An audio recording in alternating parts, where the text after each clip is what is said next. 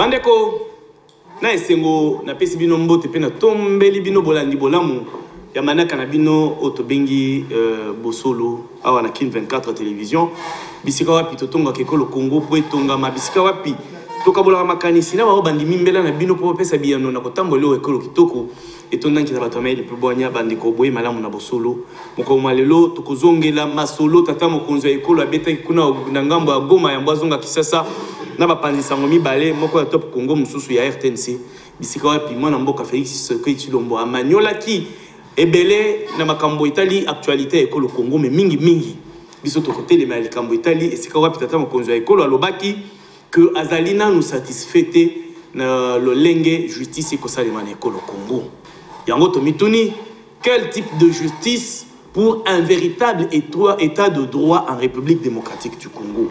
Justice nini ya lolenge kani potobika solo état de droit ne ekolo Congo bisika wapi tata mokonzo ya ekolo to kozongela maloba na ye a ko dénoncer a ko kamwa e kolekela ye degré ya corruption na ekolo Congo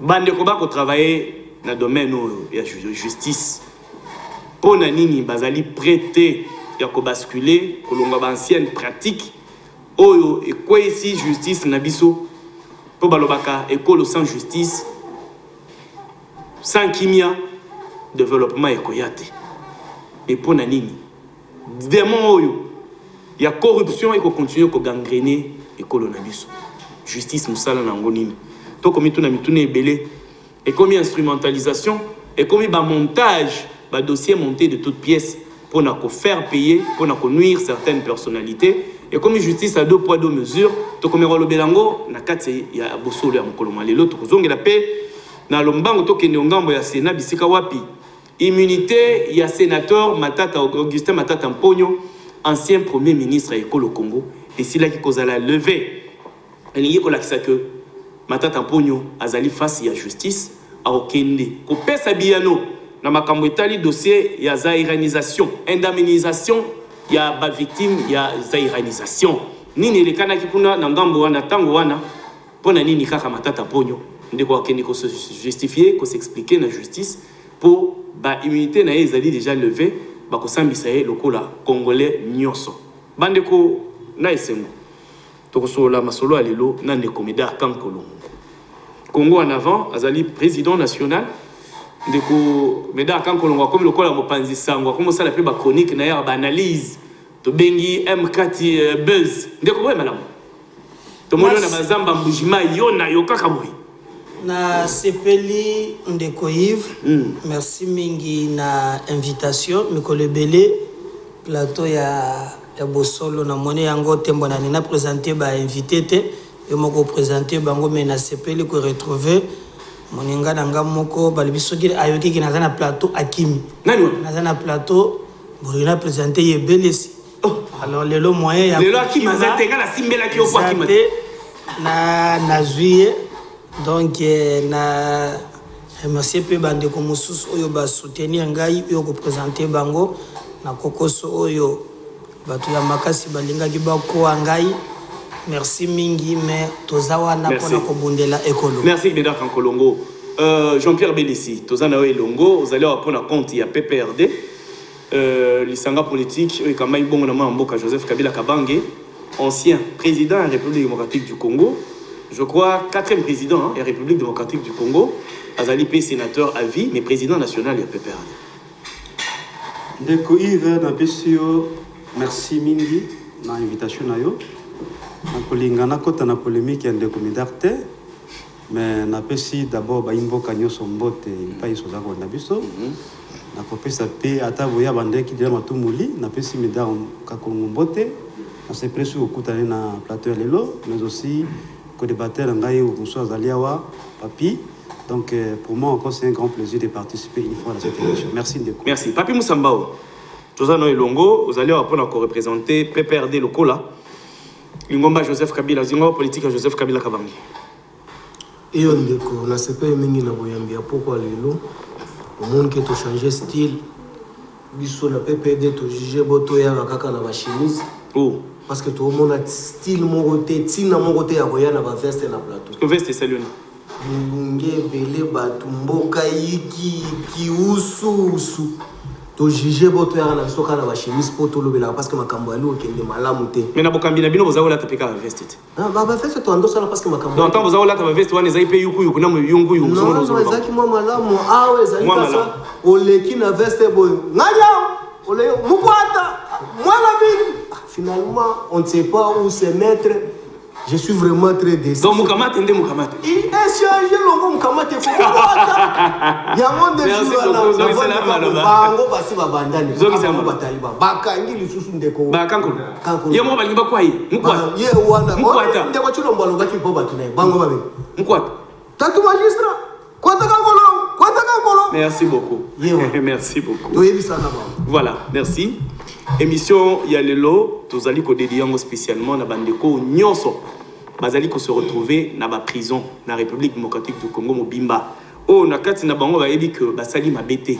Po mingi ya bao basali mabeto bazo sala mabe bazo circuler librement, escorter même, mais ebele bazo se retrouver na makala pour na ba dossier moko compliqué. Oh monter de toutes pièces. Oh penza ezali ba règlement de compte, bazo se retrouver kuna. En tout cas, l'émission elle est dédiée à Bino Botia et qui a été justice à solo les Nzambe. Nzambe a sala. Cause na Bino, Kanayo, non bas tiango na mesate, bako tiango na mesa bako sambi sayo. Innocence ne cause à la prouver et puis au kobimoko recouvrir liberté na yo. Mais ba bako ti on a situation wana, Nzamba va confondre bango bako zonga eseka yo kozala. Tozongi na lisolo bandeko. Félix Tshisekedi alobi justice ya ekolo na ye asepeli na yango na noté. Ndenge musale ko salema alobi yango asepeli nanu na yango te lolenge justice ko salema yango biso pe to corrélé message ya tata mukonzo ya ekolo poto lo bakendenge to ko bika to yebi justice ya ekolo na biso makambo ezo salema ndenge longo banité. Quel type de justice pour un véritable état de droit en République démocratique du Congo?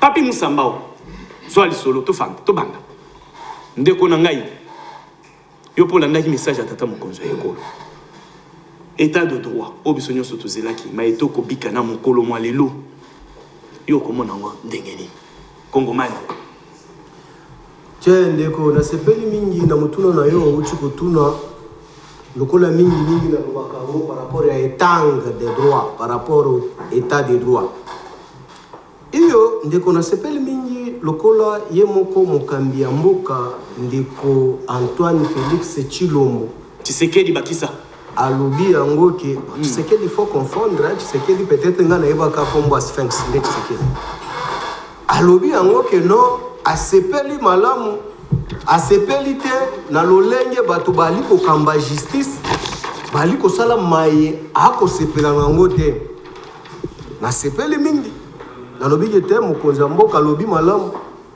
il faut to s'accrocher kaka na maloba oyo ndeko Tshilombo oti koloba parce que la parole ya mokonzi ya mboka ça vaut une loi. Très bien. Lorsque mokonzi alobi et ali déjà érigé comme une loi oyo biso bangamba na ye bao akambaka to consommer yango mais na sepeli yango ko nini ndeko Tshilombo alobi ke même entourage na ye musala na bango banoma bango na présidence ba kosala yango te comment ils ont un des points oui dans la justice dans l'ensemble ba collaborateur on est au côté yango oui à reconnaître qu'il yango influence ba kosala trafic d'influence comment wana mais boni mokonzi mboka uti konome banzuzi ba oyo alobaki balongoli banzuzi o bazalaka ya Satan Kabila siko awa bazui banjelu o baye na ndeko Tshilombo na lola banome bango ba osala musala malamu ndeko Tshilombo asepeli nango te alobi ke bali bato akanyaka babuka bakosala musala mabe ba information ndeko Tshilombo après na kango kaka basi ba condamner bato ye moko alobaki yango na point de presse ayoka kaka loke non on avait déjà condamné ayoka déjà basi ba condamner mais to eko comprendre que non bandeko nyonso tu bakangamaki na banzuzi o ndeko Tshilombo anomaki cela veut dire bakangaki bango na lolenge ya mabe ndenge ndeko Tshilombo ye moko ali ko déplorer comportement ya banzuzi. Donc tout le monde qui arrive magie ali na boloko akopene boloko d'une manière injuste tozo kini malembe ndeko Musamba bomba maloba la chité wana te tozo kini malobeza ya yobumba na ko tia kama mungu na munoko une manière de te relancer ne to le bana lopoto ndeko tokei par exemple de dossier ya gratuité de l'enseignement Ah, Tokoloba, au Azako Kamba secteur à l'époque, Ndeko Willy Bakonga, à l'époque, ministre, il y a EPST, Azali Namakala. Tolani na ba réseaux sociaux, ba panzeli biso li solo, il y a 2 millions de dollars au Bakangi na mona Brazzaville. Mais tant le solo zongi Kisasa, Toyoki ke ezalaki 14 700 dollars. C'est vrai. Na école au Congo, mobeko ezako permettre te ko tambola na au-delà de 10 000 dollars en espèces. En espèces. Na mokili mobimba d'ailleurs. Ndeko Bakonga a se retrouvé na 14 700 dollars américains. Na kati ya procès et yokobima wana rapport to PV ya DGM ono bakuti na kati ya biloko ba bagage ya Bakonga fils mwana Willy Bakonga bakuti 30 000 dollars. Yokasko yo sentence condamnation Willy Bakonga ba mamoli 3 ans mwana naye ba mamoli 6 mois. Mutu bakangi na 30 000 dollars 6 mois. Monté à 14 000 a eu 3 ans. Tant que le bela, le cambo, dengue justice n'a vu ce que tambola. Toujours au mona, ils ont ressemblé nani. Ils allaient règlement des comptes, ils allaient acharnement, ils allaient ba procès purement politisé. Ba question n'a mis tout ne belé, biso ba panzi sambo singeli moroto fanda. To mi tout na pe parce que ils allaient comme mbo canabiso.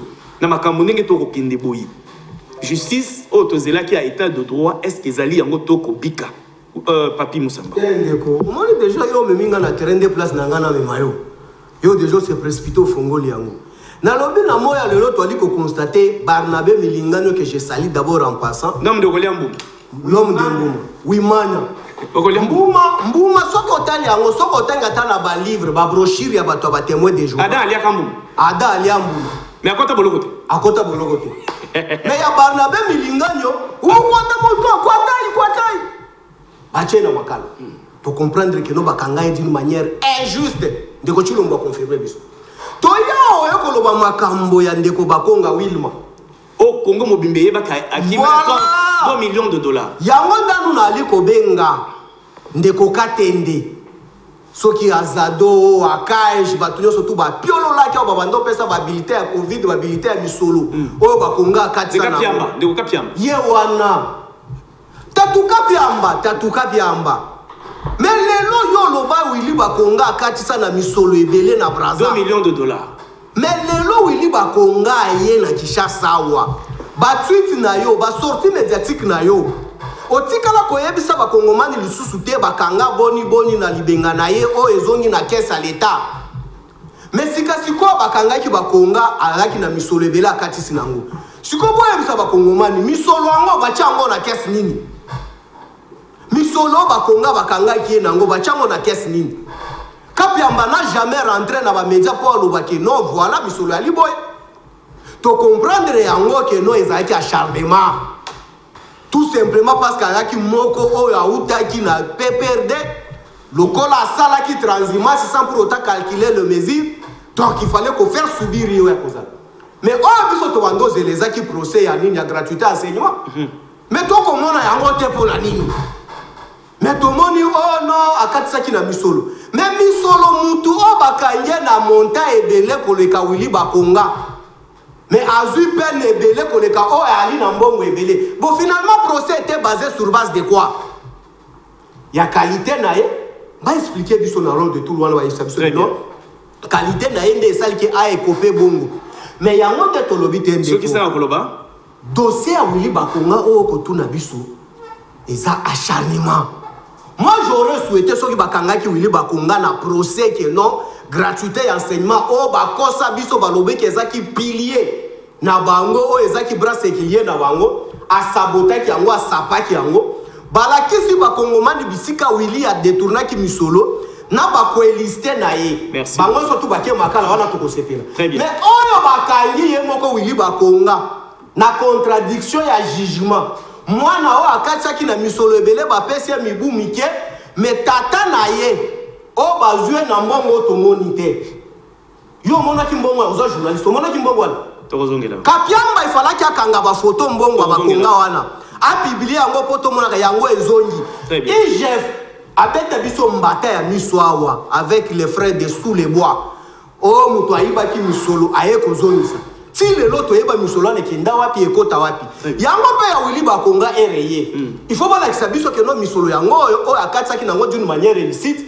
yango 14 700 yango ekoti na libenga leta lokola ya moko ndeko Chilombo aye koloba ngo na itando eki alobi ke no banzuzi bakosala mosala sembo te tosengi na ye Bakonga alongwa na boloko Barnabe Milinganyo alongwa na boloko Ari Magie alongwa na boloko parce que yo moko confirmer biso ke non banzuzi bakosala mosala malamu te par la suite la même justice doit poursuivre ndeko Chilombo lokola ba poursuivre Zuma lokola défier justice. Merci beaucoup. Mosala mabe sauf que justice est ça yango te citoyen bosso que je doute doit aussi merci beaucoup. Se saisir des dossiers pour la relever. Merci pour ça maloba baninga misusu. Mais dans kan kolongo.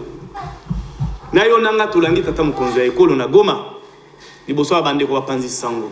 Et c'est quoi puis Félix Antoine Tshisekedi Tshilombo alobi azana nous satisfait na lolenge justice ya ekolo na eko sa.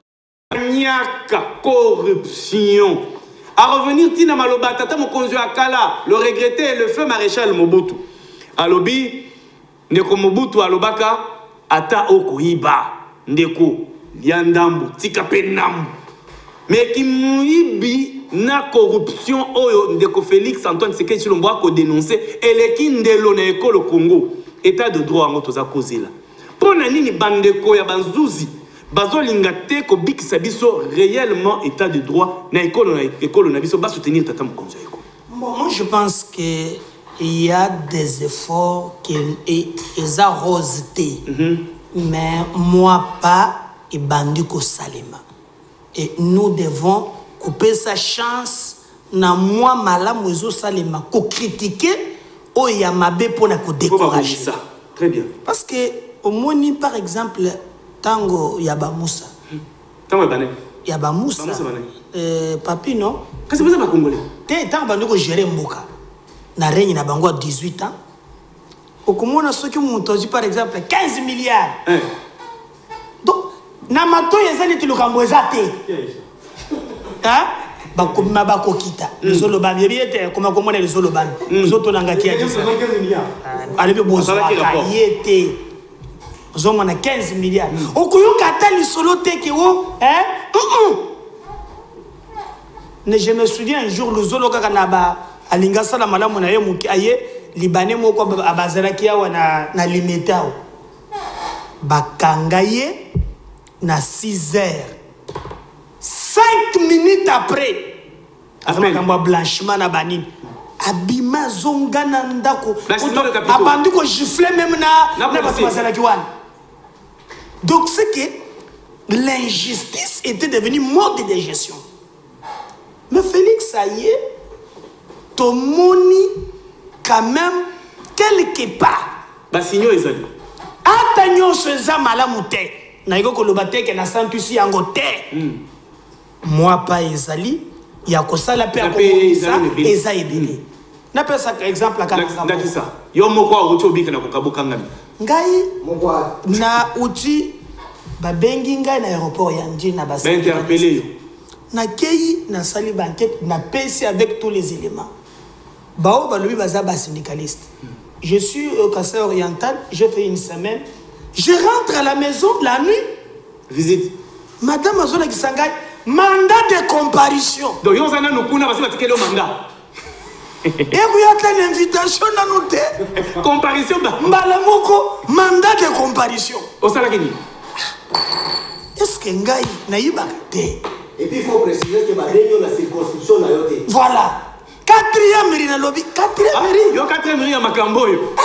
Oko kelo zama. Ata babenga ka moto. Kaka na 4e. 4e mairie. Na kasi na papa ka mairie. 4e mairie. Qu'est-ce que je fais? Je me reprochais de rien. On a pesi merci na papi, na pesi merci na bandeko nyonso, na bao na kana kite. Bato ba se déployer. Je vous remercie.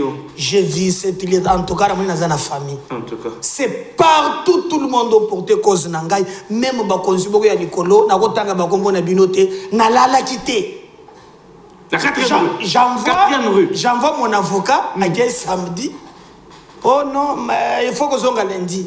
À quel lundi, les magistrats, tout ça.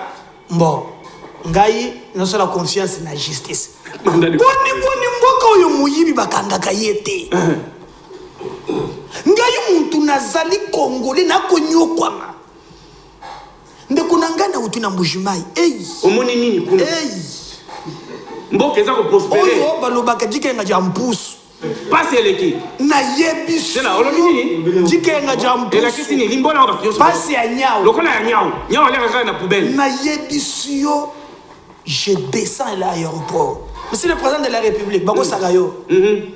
Je suis allé na Kabeya Kamwanga. Chef, tout est meilleur, tout est bon. Ah non.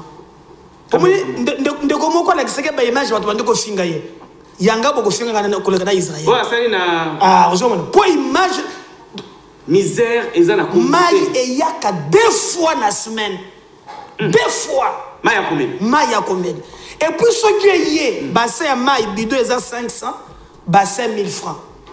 Batu bazo préféré Moussa Zarapé Kona, bakende kotoka maya mouya. La rivière, le quoi? Babanda ko sokola. Na kobi na site ya ba maison préfabriquée. Na na bilili yao. Na komi na site kutu ba centaine ba policier. Bazo baté. Sur les 300 maisons préfabriquées, na coûté 14. Nde ba monter. 14.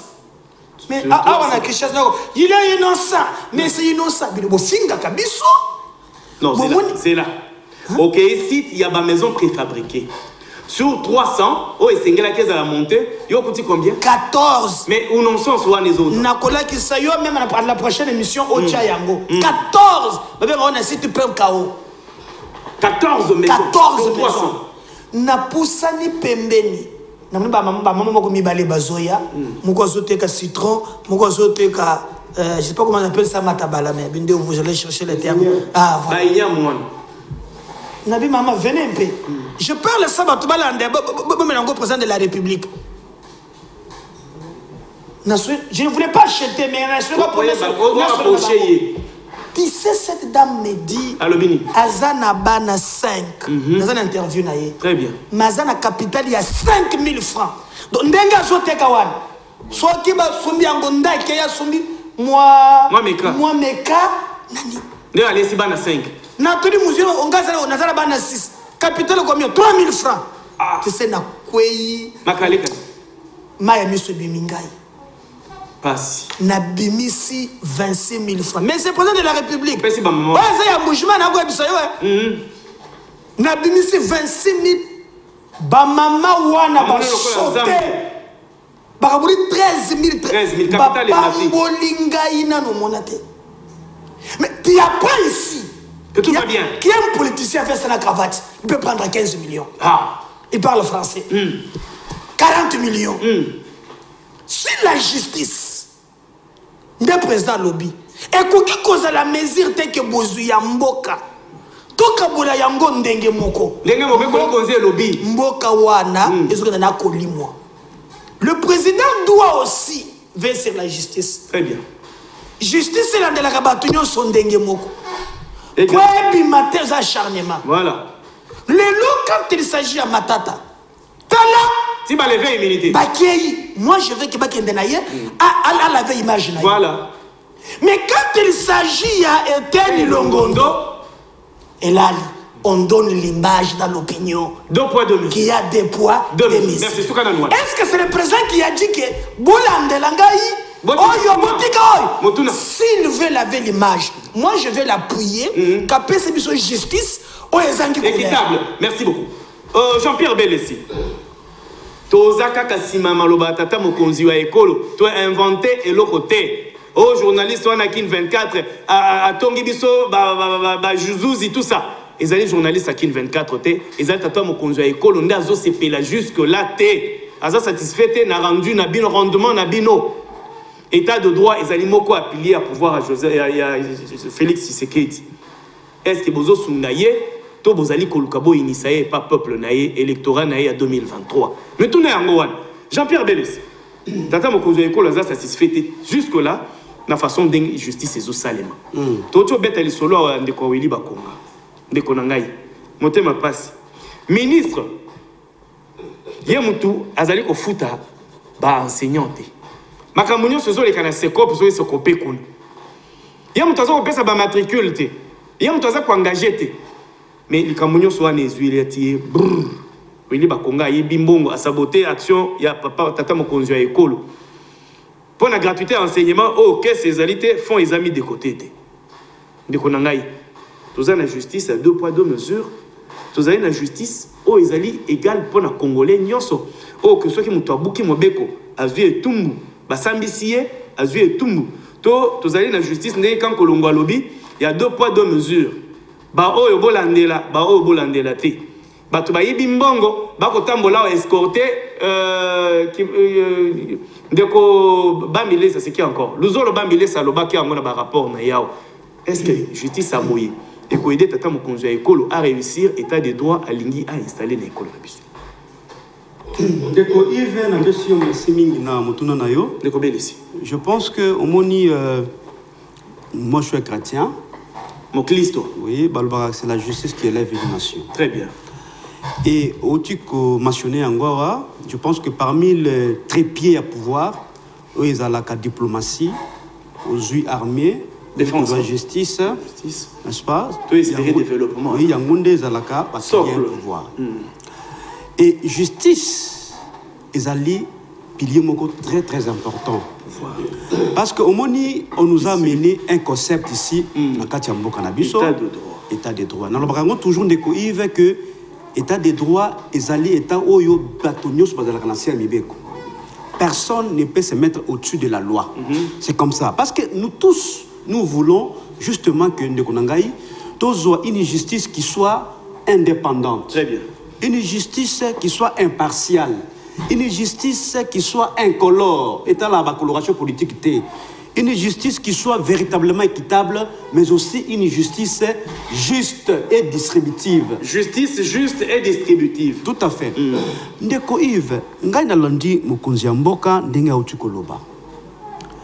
Mais na kolinga te que mokonzi ya mboka a s'attaquer beaucoup plus na ba conséquences.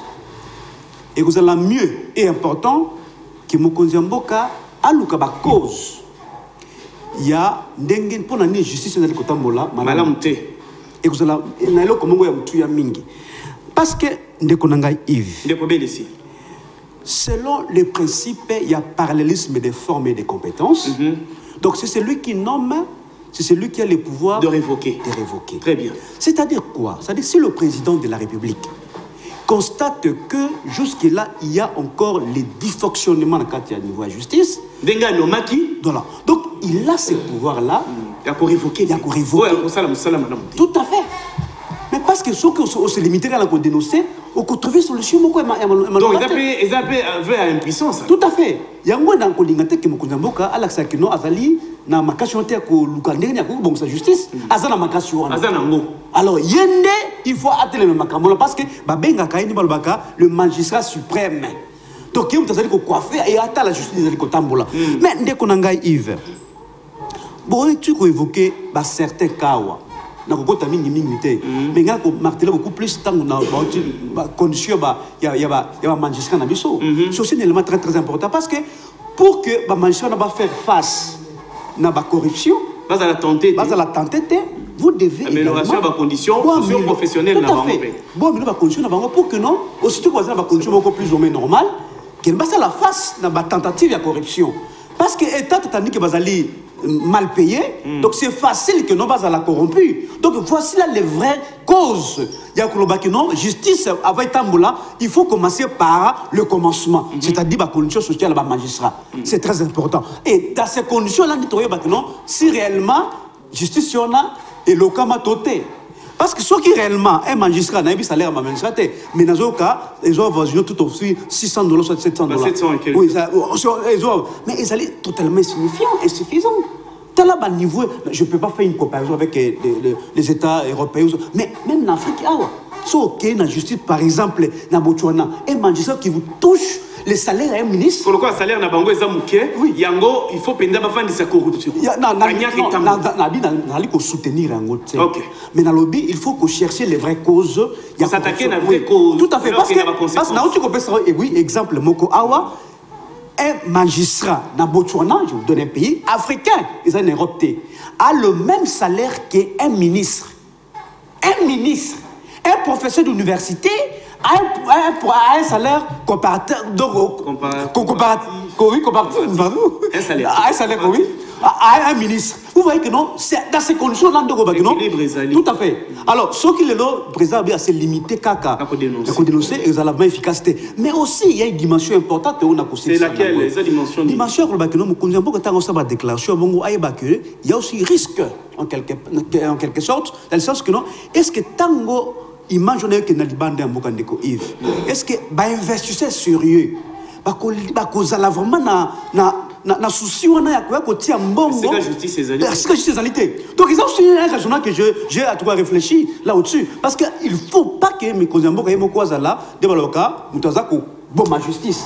Non, il faut soigner justice nous avancer. C'est-à-dire na ba réforme, na ba nomination ba to il va vous intégrer et que non justice réellement ça monstra na merci beaucoup.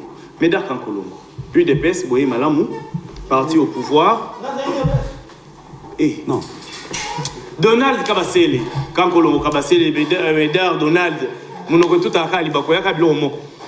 Bien que yo zimu kwatate, ya zimu kwatate, yo mutoti la mukwat. Ba uti wapi papi, uti wapi? Mukwat. Mapumba moko. Médard Kankolo, Donald Kabasele, Ndeko. Président République. Pas président UDPS, président République. A outi ko décrier juste là. Niveau, il y a travail, il y a justice et colonabiso. Par rapport il y a s'attendre pour accompagner, pour établir et pour installer, pour restaurer véritablement l'état de droit en République démocratique du Congo. Papa, Toko Bikanim, bah procès monté de toutes pièces, acharnement, dengue medar à lobby. Pourquoi kaka ba oyo ba o kunate ezali ko teka que ezali acharnement, règlement de compte. Nyoso wana ezosala que elikia o bato batiaki na Félix Tshisekedi na makambo minene mibala memeli biso gratuité ya enseignement na état de droit oyibi balandeli yo bakangi yo ozongisi miselo na kesa l'état bakatelu etumu mais tokomi ko douter na yango mingi ba population bakomi ko douter na yango mingi et komi ba procès moko fantaisiste.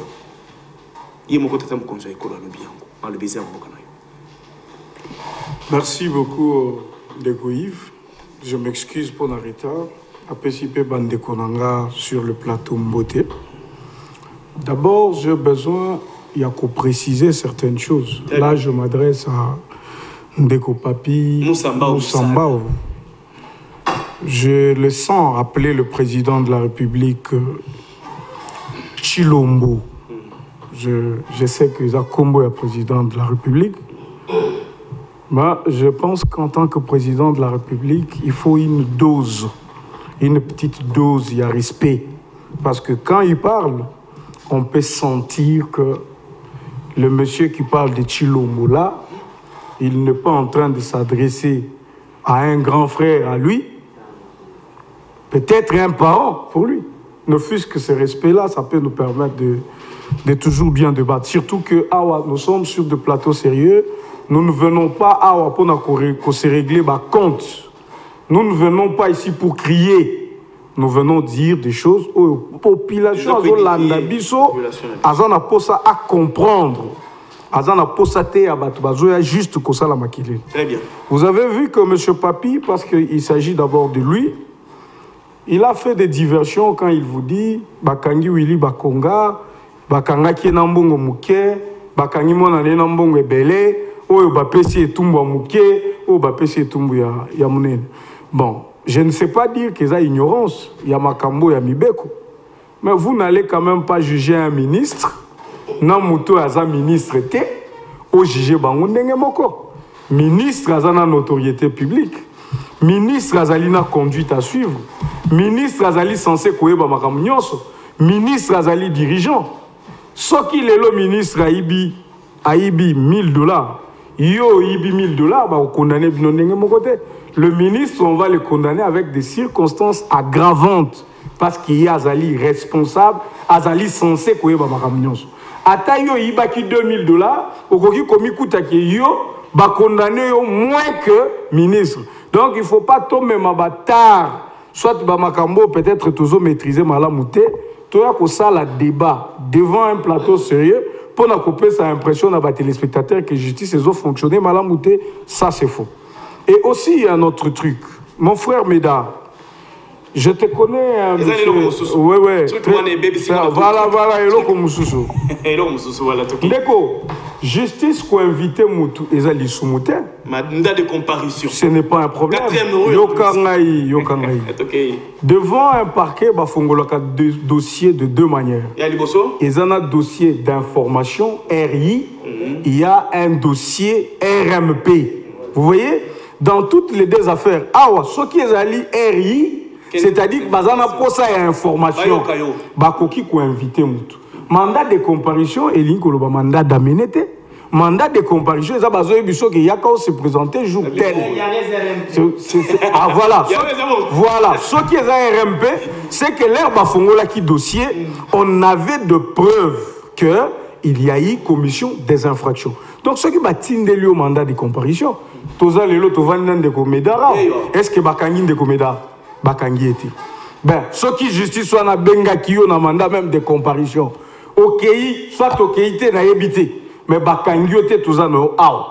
Donc moko pe faut que la justice soit na maboko kakoki pe ko benga mutu, oyepe, au lobby et puis batiki opozongi parce que je vous dis, ba to belé pe basi ba invita bango Bazonga. C'est la justice. Ça n'a rien à voir avec justice et Zamabé, et Zamalam. Mais écoutez là où je vais en venir. Je veux vraiment que tu me laisses le temps. À l'époque, pendant 18 ans, bah magistrat bazala qui caporalisé. On n'avait pas une justice. Pendant 18 ans, juge, to magistrat zala qui mutuya, bakoye bisaye. Ndengo zawana kangaka kaba petit peuple batoyo baibi soso kanga bango batoyo basali boy kanga soki eza responsable politique ba magistrat bazaki na ordre kosimbate. C'est connu pendant 18 ans. Kosimbate. Ndeko tu copies ce exemple d'un expatrié qui a été arrêté ezaka mon côté. Tu connaîtras ba kaibele. Il y avait dans ce pays, na ligne ko cité bande qu'on a vu sur la expatriété, a kokaki ko zo congolais zo giflé à sa lignonso. Baye po ba kangaye boye, général moko ko benga makamno se salini et lali. Les magistrats ont vécu pendant 18 ans na katia régime wana. C'est-à-dire bokanga. Soit on utilisait les magistrats, ba politiciens oyo baza batu ya pouvoir te. On utilisait les magistrats là pour faire des procès uniques, bazo condamné Batou, ba Moïse Katumbi baza par exemple, ba Mouyambo baza par exemple, donc tous ces gens que vous Jomi Dongala, tous ces gens que vous connaissez là, c'est ça le régime Kabila. Le régime Kabila a caporalisé qui magistrat, comment qui chien de sage, chien de chasse j'allais dire. Donc aucun officiel n'était arrêté. Aucun homme public, même un procès, un seul procès à corruption éthique à la Kosalemate. Alors le président vient, il dit, maintenant c'est l'état du droit. De quoi lobby va me libiso concept. Je te réponds que va me libiso concept était. C'est dans notre constitution, mais seulement Bino Bobo Sanaki, état du droit. Merci. Pendant règne Nabino. S'il te plaît, je suis en train de finir. Quand on arrive. Papa. Ils ont parlé, ils ont eu le temps. Laissez-moi finir. C'est très important, c'est que je raconte. Okay. Alors, quand ces magistrats sont dans l'état d'esprit à Kosala, état de droit, effectivement, reconnaissons que Batard, il y a 18 ans, ils en ont habitué à magistrat Moussoussou. S'il te plaît, il y a des évolutions de quoi tu connais Bissau. Aujourd'hui, nous avons à Ibazo réfléchir 2 fois. Aujourd'hui, même moi, dans mon cas, l'IGF. Mais est-ce que tu sais que l'IGF existe depuis 1970? L'IGF est remplacé justice. On avait l'IGF ici pendant l'époque à Kabila, on avait l'IGF. que IGF a Zakanamboko pour contrôler l'entreprise, la finance à l'État. Moutouté, Batoumoussou Bazo Kanzalelo que Félix n'est pas IGF. Non, Félix n'a pas amené l'IGF. Félix a fait ressusciter l'IGF. Et le procès, je suis d'accord qu'il y a... S'il te plaît, papi, Malobezo n'est pas dans ce coup. Malobezo n'est pas dans ce coup. Bon, merci beaucoup. Félix, c'est du respect. Papi, merci. C'est bien. Donc, tu peux prendre la parole. S'il vous plaît. Boebi principe à plateau Nabiso, tout ça dans le plateau, où ils allaient revêtir caractère pédagogique. Toto Sana. Tango Zozo Angonga, Batsengi Ongonga Poussani, Tika Yango, c'est-à-dire au prisé timing nayo, Baninga Msoso Pabaloba. Mais ndeko papita, on n'a pas Zoloba, ou Tikia qui n'a pas Netina Sukayo Komaka. Net Siko, on a zopé son maloba. Et c'est comme on dit que quand Kolongo na Kabassé les babouki lokuta, on peut démontrer. Tant que on Koloba, on va aux Alabazo Koma. Bakola qui s'opère ici, on va au lokuta. N'est-ce pas au Kuba bon. Ndeko Zo Maloba Papi Moussambao. Yoga Motuna Nalai. Toki ba procès ya makamba détournement de fonds et de données publiques awo. Ndeko nangai tango bazo sambisa. Toka ke bakangi muto batie na boloko. Mais biloko ayibaki, ni solo ayibaki ekenda wapi. Tolingi toyeba. Ndeko Félix Antoine Tshisekedi Tshilombo tata mokonzi ya ekolo. Na communication na ye a dénoncé pe comportement mabe ya ba collaborateur na ye. Na lobby ba conseiller ya présidence ya république, président république plutôt. Tata mokonzi ya ekolo alobeli yango. Bazali kosala trafic d'influence. Na ba trikour et tribunaux nyonso ozokuta. Tala ba téléphone ebele na liboko veste kaka. Tu veux te jouer de moi? Ndeko obuki lokuta oyibi osali loko boy. Ba même na justice, il suffit zalaka na connaissance na présidence de la République, obéi conseiller akoya. Ndenga kogangela ba magistrat balengi a influencer justice. Président de la République alobi azali contre ba pratique wana, il est d'ailleurs informé. Magistrat nyonso akomona mutu azoya na kombo na ye mpona koinfluencer ye bakanga ye. Ndeko comportement oyo baoyo baza censé accompagner vision ya tata mokonzi ya ekolo bango nde bazali kobuka yango tozokende wapi état de droit lelo toza wana. Yambonano, je dois rappeler. Vous avez 2 minutes et demie. Géré. Oui, on a rappelé Ndekonanga ya IDPS, Kabasele. Il n'y a pas eu d'EPS. Oui, il n'y a pas eu d'EPS sous les bois. Justement. Ce sont des personnes au Basalema pour vivre dans la planète Jupiter. Oh, Terre. Non, par erreur, va se retrouver dans la planète Terre. Voilà la conséquence au Toko vivre là. Partant de ma maison, mon père m'a bien éduqué. Je ne peux jamais manquer du respect. Moutou o nalo ali plus âgé que moi. En dehors, l'État a fait si un pifo. Partant aussi, foi nanga. Et là, qui singa comment est-ce qu'il faut manquer de respecter. Fouille à kofinga batueza fouille à bango. Les talibans ici sous les bois. Bango de bafinga batu. Pas nous. Moi, dans mes débats, j'ai dit Ndeko Tshilombo. Oui. Lorsqu'on dit Ndeko Tshilombo, c'est un manquement. Moi, je ne veux pas insulter comme vous avez insulté Kabila. Moi, j'ai dit Ndeko Tshilombo. Oui, c'est mon frère congolais. Peut-être des pères et des mères que vous-même vous allez dire. Au principe, point de vue, ils influencent. Ouais, j'ai déjà compris la question. Dans un état de droit, il va nous expliquer à laver. Votre pouvoir, c'est un pouvoir d'insulter seulement les institutions. Vous avez insulté les sénateurs, vous avez insulté les magistrats. Donc, pouvoir taliban. Dans un état de droit, tous on a été à l'école pour apprendre ce que toi tu as appris.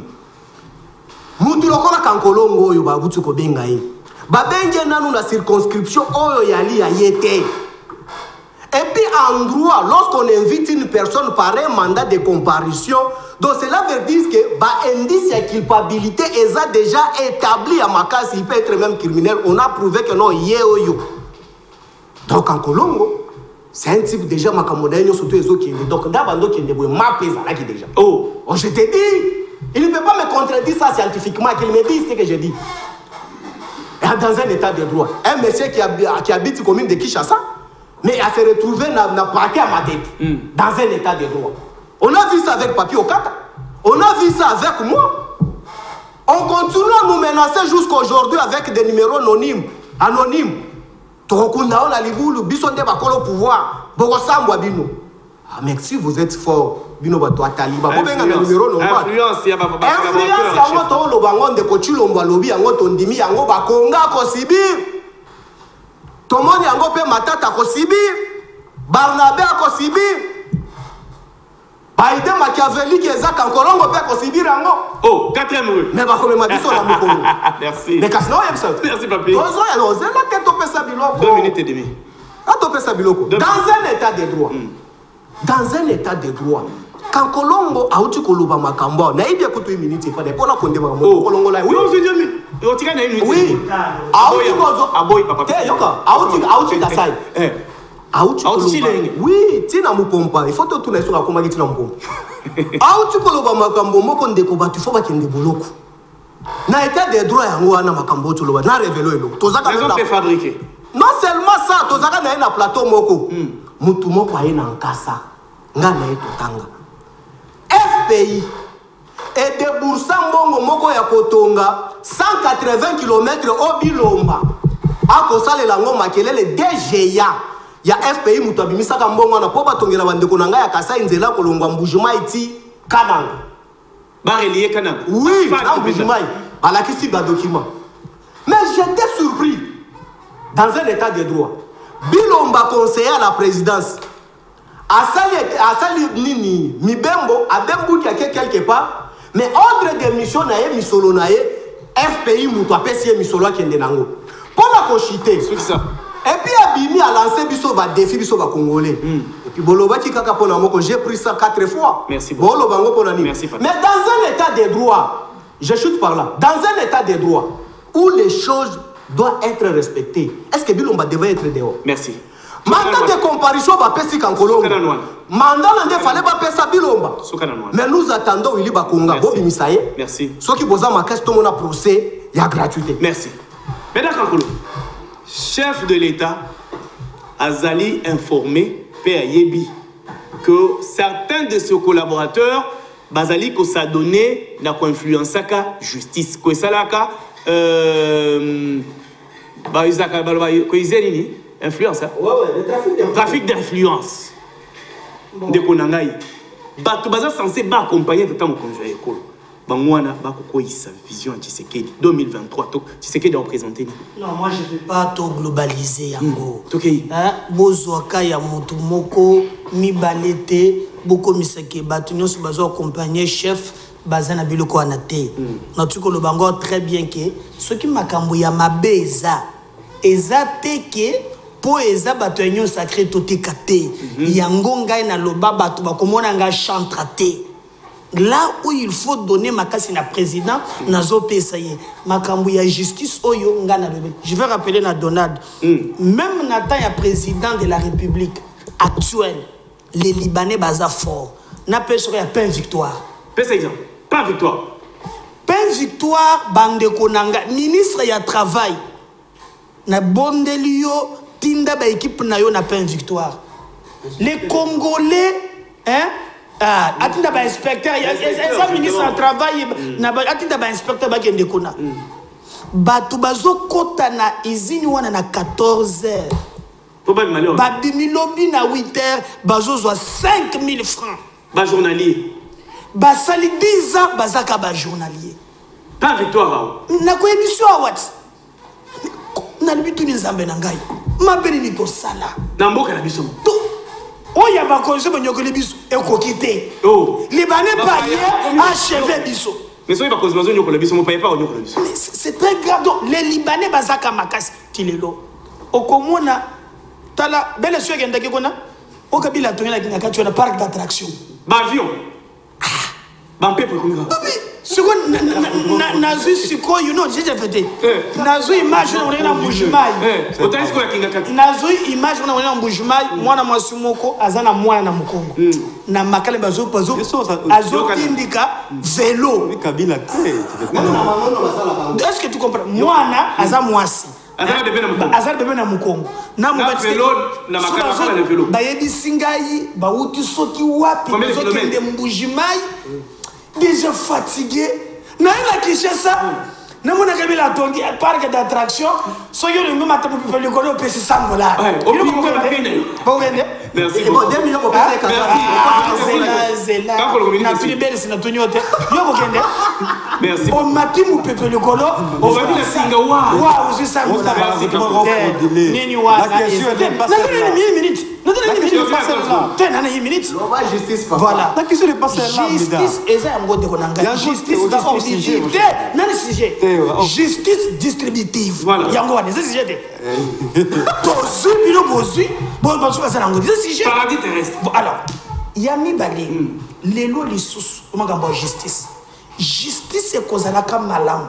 Ce qui va yimbo kabazo santé yango. Très bien. Les lois avant na une émission na yo awa. Bayebi singa ke gouverneur ya ville Ngobila.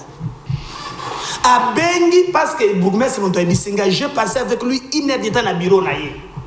A bengi ye baya bazo ba mama nyonso ba wenze wani ziba comme monsieur pirate. Kobanda Croix-Rouge, loi pour la guider. Comment t'as-tu Papa, batindi, badip na moi ao. Félix, na gomso président de Babi, Félix Ezamabi, président de la République. Nazwe bisayo, ngobila ndenga zo go fingi sayo. Ba panzi ba mama, beaucoup batu ba bungi singo. Nazala ki mo n'achete pardon. Batu ba bengi na commune na tout monsieur le bourgmestre. Est-ce ça normal? On avertir ba maman oyote. Alobi mibe que uti le connaît. Na exécuté. Yongo bila message ni batu yango wana. Babondi si loko. Merci. Grave. Merci. Justice. Pour la maman wana. Belesi. Trafic d'influence.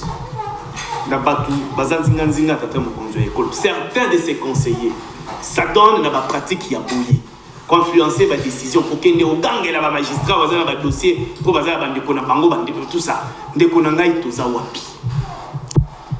Ndeko Yves na question merci une fois qu'on a tuna na yo mais avant de répondre on tuna na kolinga na zongi te Ndeko Donald lorsqu'il s'attaque na ba magistrat je pense que Ndeko Donald vous devez un peu du respect na ba magistrat un peu du respect tout de même parce que il suffit pas tout simplement de venir ici qu'on s'attaque na bango mais c'est vous qui êtes aujourd'hui au pouvoir qu'est-ce que vous avez déjà fait pour ces magistrats là dans le sens yako pour régler le problème na bango.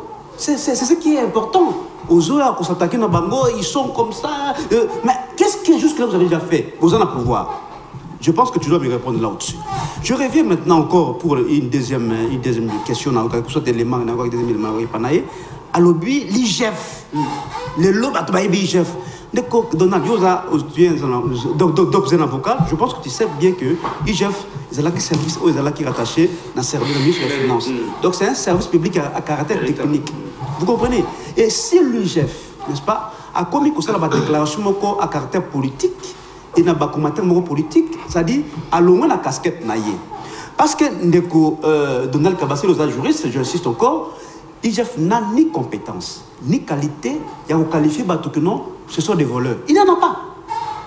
C'est seulement la justice. Il y a la compétition. C'est-à-dire, toujours il y a une politique spectacle, une justice spectacle. Il y a toujours besoin réellement de justice.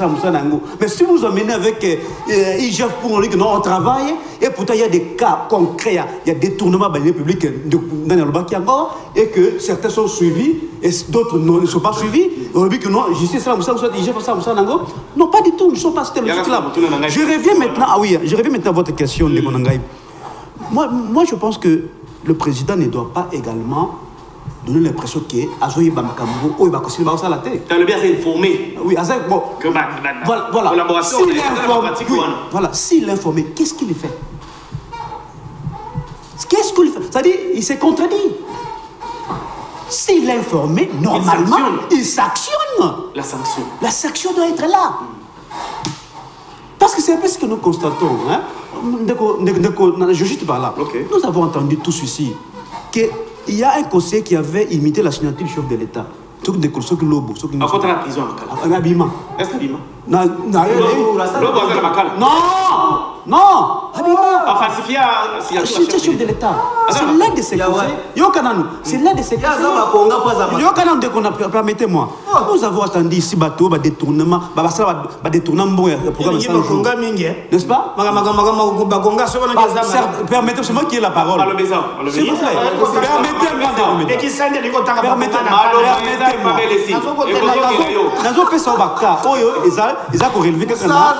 Tout autour, il y a mon collaborateur. Oui. Toka Kiawa, bateau a ibaki, basalaka détournement programme 100 jours. Basalaka gracié par qui? Par le président de la République. Donc le président doit aussi avoir la sanction.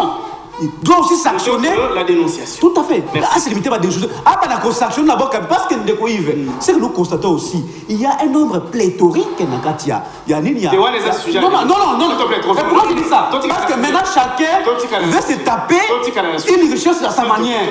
C'est ça le vrai problème aussi. Donald Kabasele. Kaka Mokonzo Ekolo Lobby, Aza satisfait d'un rendement et à justice jusque-là. Président de la République, Kaka Yemoko Lobby, Aza informé que certains de ses collaborateurs, donc conseillers, Bazali donné un trafic d'influence. Ce qui magistrat Moni Moutokoya, les sous entourage, na Kombonaï, Bakangaye.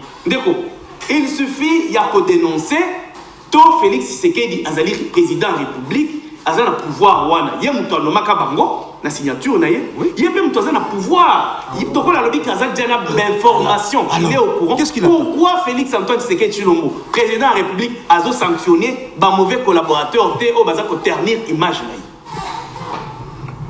Je continue ma réflexion. Très bien. J'étais en train de dire que Naoki Ndekolobi, IGF a la compétence soit innocent. C'est seule la justice. Oui, la présomption d'innocence. Je suis bien d'accord avec lui, mais je regrette qu'il y ait un plateau. Il dit que Bakonga a ibité. Moi je dis Matata ça. Pogno a ibité. Moi je dis ça, non. Ne me faites pas dire ça, je n'ai pas dit. Apparemment, vous êtes des gens de la rue. Non, vous qualifiez les autres de sous le bois. Mais soyons quand même le pouvoir. Les gars, je ne te permets pas.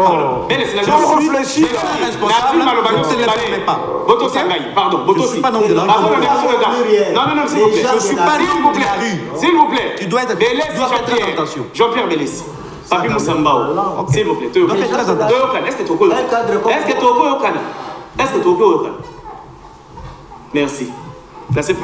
tu es merci. Moi, je suis...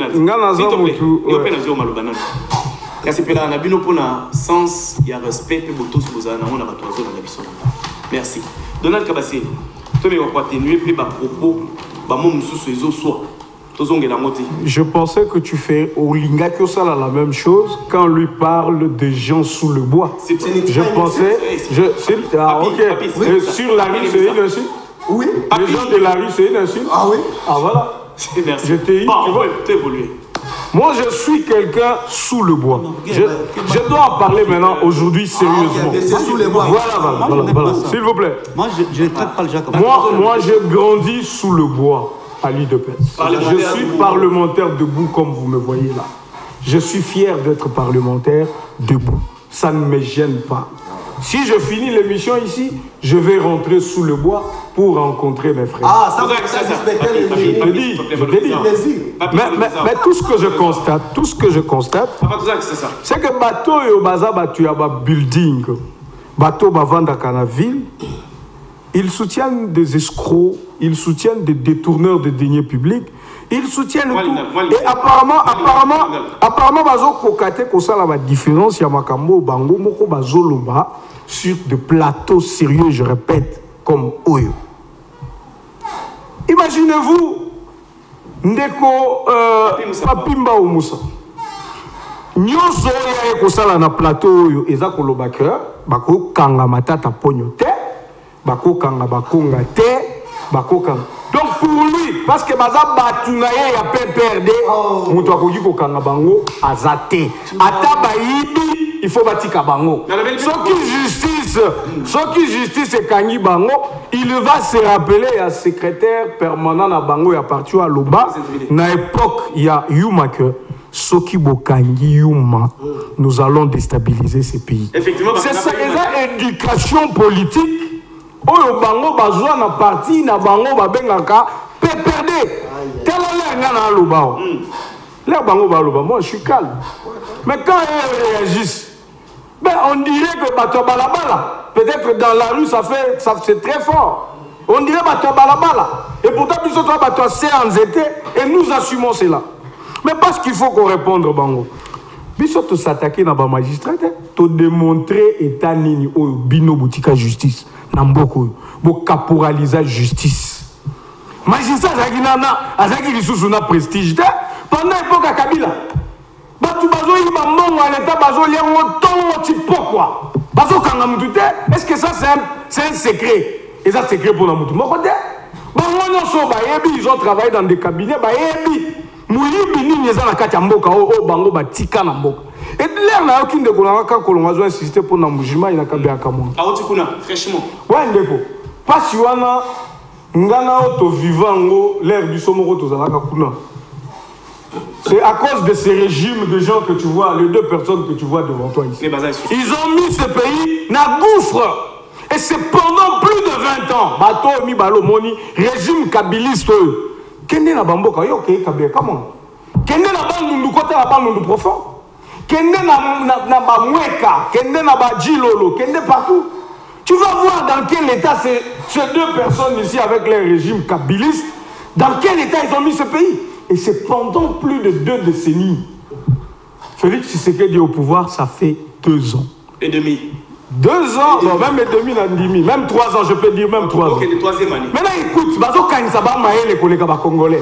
Pour la bango, il m'a fait l'impression que malheur nyonso bango ba tiki na mboka oyo, c'est lui qui va porter les chapeaux des As Félix Tshisekedi. Mais vous vous trompez parce que le peuple là vigilant. Merci beaucoup. Le peuple vous regarde. Merci. Pour finir, monsieur, mon frère, pour finir, yoka makamba balabala ndeko azoloba ndeko Moussa azolo makamba balabala. Il dit Félix a payé Kagame 2 millions de dollars.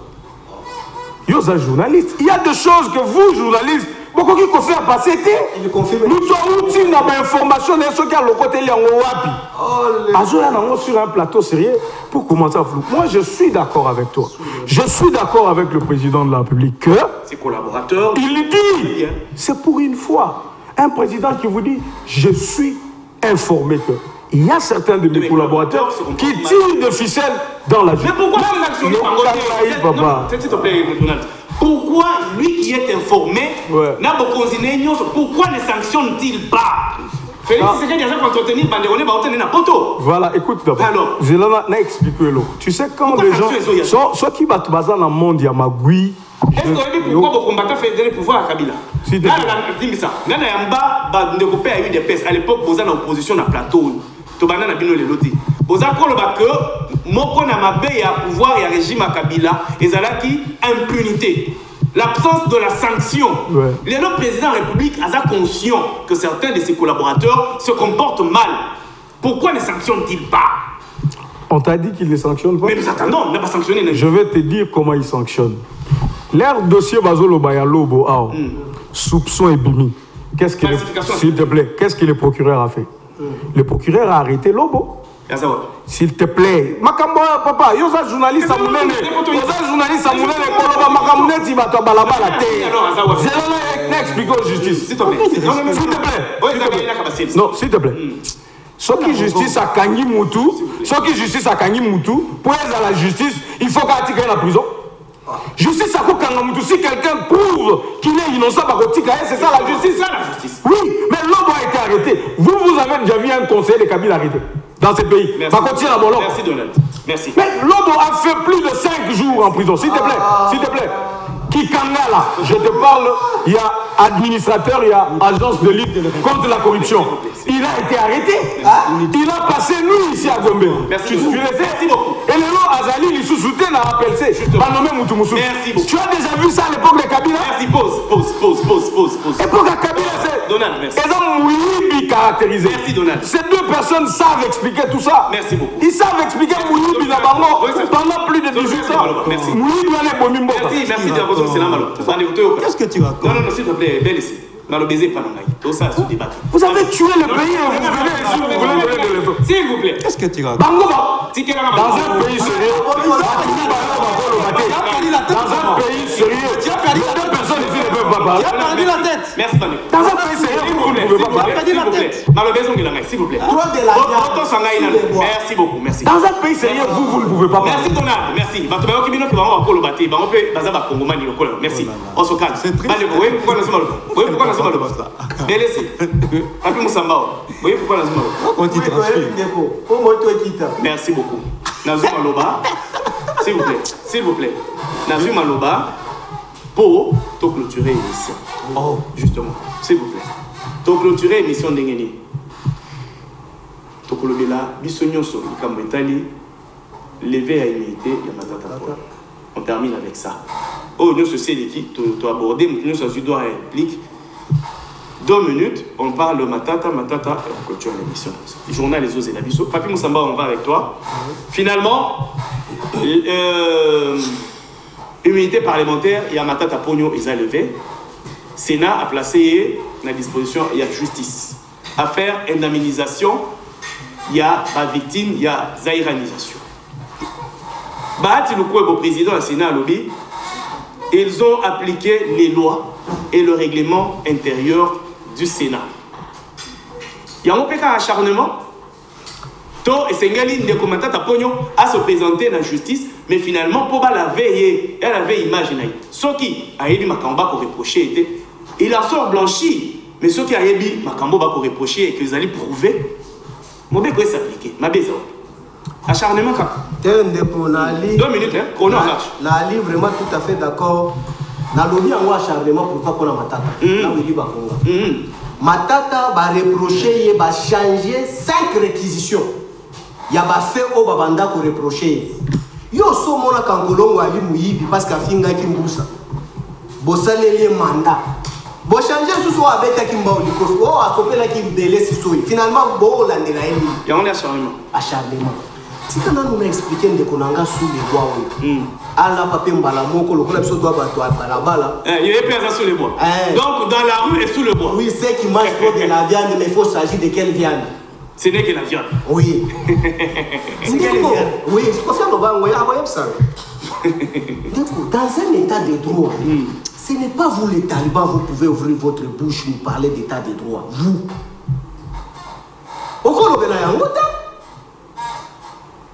Et puis voilà, l'IDPS c'est un parti.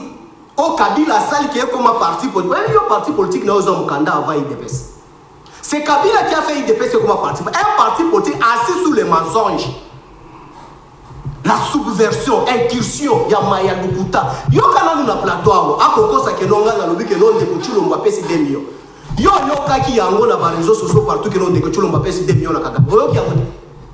Quand j'ai dit ça au conditionnel, le mot français, on aurait appris. Non, il m'a dit que l'on a dit qu'on découte, on va payer ça Kimbon. Elle a payé ça Kimbon. On a dit Bilomba, elle a quelque chose à FPI. Dans un état de droit, revêtu de quel pouvoir? Et puis, nous allons foutre ça dans le soumettre un régime à péage.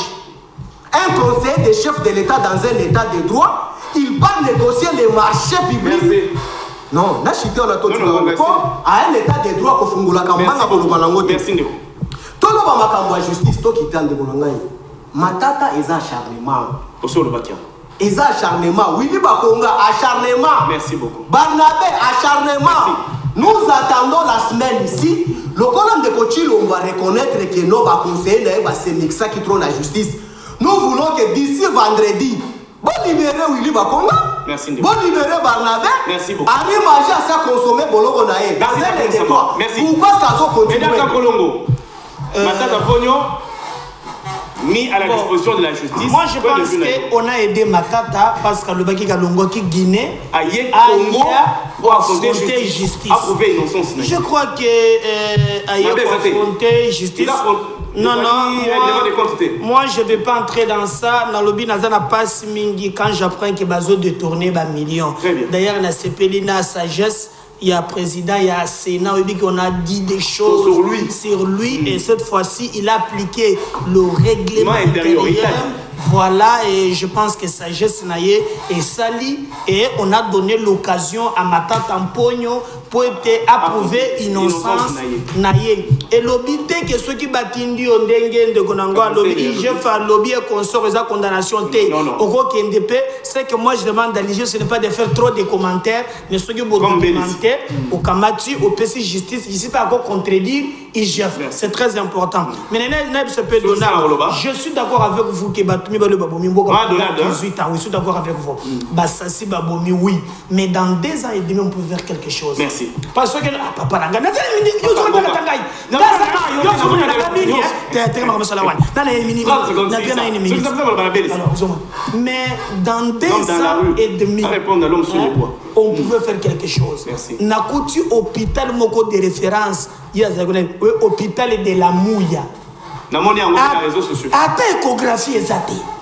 Dans 2 ans et demi. Boko c'est la terre. Merci beaucoup. Nzela oyo ezolonga rond-point mama yembo ke simis. Yo ni mituna kina 100 jours ango. Projet ça passe le kunani. Merci. Tu l'as je le sou tu l'as je le paie. Mais maintenant on kunate. Basali tu vas où? Merci Kankolo. Jean-Pierre Belessi. Répondre à la question. Matata Pogno, immunité levée. Il y a une disposition à la justice. Il y a pour le baïsaka acharnement. To ezali penza ngonga o esengeli po Matata Pogno autaki Guinée mbangu. Alors bien ko affronter justice ya mboka na pas prouver innocence na ye. Ezali ngonga penza. Moi na mboka l'homme à la cravate rouge. Il y a Bahati il y a Vital Kamer était mais Matata Pogno a prouvé innocence. Comme ça le combo et s'il a une fois pour toutes. Ndeko Yves, je suis très déçu de monsieur Alelo. N'a décevoir yo? Non, non, là, parce que j'ai senti une certaine arrogance sur ce plateau avec l'orgueil, n'a évité pourquoi. Je ne comprends pas. Vous savez, lorsque les gens sont incompétents, ils cherchent des prétextes. Merci. Le pays est là, diriger le pays, parce que c'est vous qui gérez le pays aujourd'hui. Au lieu de vous attarder chaque fois sur la gestion des Kabila. Merci. Donc voilà. Mais pour revenir à votre question, Ndeko Yves, je pense que si les gens aujourd'hui disent qu'il y a l'acharnement, parce que nous constatons que justement il y a des poids, des mesures. Vous voyez? Parce que si tout le monde était traité sur les mêmes pieds d'égalité, c'est-à-dire, où il y a détourné, il faut pas kanguiller, où il y a détourné, il faut kanguiller. Parce que moi, je vous dis, Ndeko Yves, je suis un homme de valeurs, un homme de principes. C'est-à-dire, si quelqu'un a détourné l'argent de l'État, n'est-ce pas? Ça dit, ma valeur, partie valeur, d'où qu'elle provient, je serai le premier à les dénoncer. Merci. Mais si, n'est-ce pas, il y a un camp qui est poursuivi et l'autre camp ne l'est pas. Ça fait 2 poids 2 mesures. C'est là où on suscite cette théorie. Mais Ndeko Matata, il est présumé innocent. Je pense que c'est devant la justice, bien sûr, qu'il va à tout cas présenter. Merci beaucoup. Donald Kabasile. Oui. Voilà, merci beaucoup. Ndeko Matata, Ndeko Papi Moussamba, le bolukier n'a ndenge nyonso 5 réquisitoires et l'andana. Et finalement, il y a une disposition à la justice, ni l'éthique des choses comme ça. Non, ceux qui vous disent vous pensez que ceux qui va tourner les gambas liboso, donc va tourner ami balade. 12 millions à Kassa. Mais quand tu parlais, moi je me taisais. Soyons juste polis. Soyons juste polis. C'est faux ce qu'il a dit. C'est un mensonge. Balabala lobby que un conseiller du président a fait qu'on négocie un marché public. C'est faux. Il y a le FPI, il y a le ministre sectoriel qui ont fait leur histoire, qui ont signé ces contrats-là. Il ne vous montrera pas les contrats qu'il raconte. Ce sont les Babilo quoi Balabala qu'il ramasse et il amène ça sur le plateau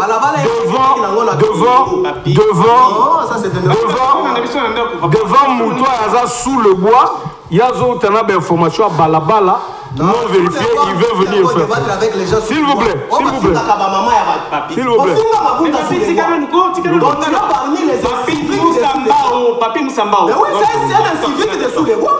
Tu avais insulté Mabunda, les sanitaires, monsieur. Bofinga, Molière, Lingoun. Bofinga, maman Mabunda. Piloko, Bakofinga, maman Nayote. Sous les bois. Depuis tu te donnes les lix à Kolobaki, tu étais sous les bois. Papi Moussamba. C'est quoi ça? Papi Moussamba. Papi Moussamba, quand tu es là, pour empêcher quand même de diriger l'émission, tu n'es pas quoi. Merci beaucoup de c'est dégueulasse le Est-ce qu'on permet qu'on a le basico? Là, c'est votre autorisation. Merci, merci de nous permettre. Donald Kabasile, tous ceux qui sont. Bon, moi je suis très calme. Et ça, Babilo, quoi, Balabala qui le ramène ici. Mais je peux te garantir, mon frère, que vraiment, ce qui va limiter la gestion d'Abino, c'est nauséabonde. Vous savez, quand vous venez sur un plateau comme Oyo, voyez-vous, il faut d'abord, et ça plateau à Batomaël, et ça plateau à Bato Bakriakate. Parce qu'après l'émission, ceux qui nous suivent, ils vont effectivement remarquer que tu cries, tu ne dis rien. Voyez-vous, il y a eu de fausses communes. Il dit que plus de groupe ça les sent. Il y a eu de fausses communes. Ils ont tué les Congolais ici. Ils ont tué. Il y a eu de procès iniques contre Katoumi, contre tous ces ces gens-là. Aujourd'hui, il n'y a pas plus incompétent que toi sur ce plateau. Écoute, il n'y a pas plus incompétent que toi sur ce plateau. Parce que même la réflexion, elle pose problème. Quand on pose une question sur un plateau, sérieux, il ne faut pas dire des trucs que tu as ramassés dans la rue. Pour des gens qui ont tué le pays, comme vous autres, vous deux là, vous avez tué ce pays, et vous voulez venir donner des leçons. Vous donnez des leçons à nous. Ouais. Quand ton caïman est encore pauvre. Voilà. Toi, tu peux gérer quoi? Même une boutique, tu ne peux pas gérer. À te voir seulement, une boutique, tu ne peux pas la gérer. Même une boutique, tu ne peux pas gérer. Tu ne peux pas gérer. Je vois l'état que tu as, tu ne peux rien gérer. Je te confirme. Je vois l'état que tu as, tu ne peux pas gérer.